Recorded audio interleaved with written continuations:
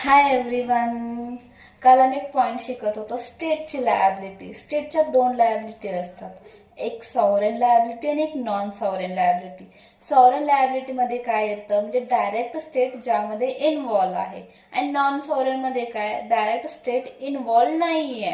जसे की health care, education, त्यानंतर रोड मेकिंग कॉन्ट्रॅक्ट, इथं डायरेक्ट इन्व्हॉल्व नाही आहे. पण लॉ मेकिंग, पॉलिसी मेकिंग मध्ये स्टेट डायरेक्ट इन्व्हॉल्व असतं.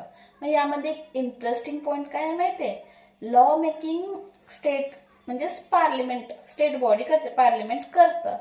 पण स्टेट डायरेक्ट लायबल नसतं लॉ मेकिंग मध्ये. जर चुकीच्या प्रोव्हिजन असतील, लॉ करता चुकीच्या जास्तीत जास्त प्रोव्हिजन असतील तर पार्लिमेंट त्यासाठी लायबल नसतं.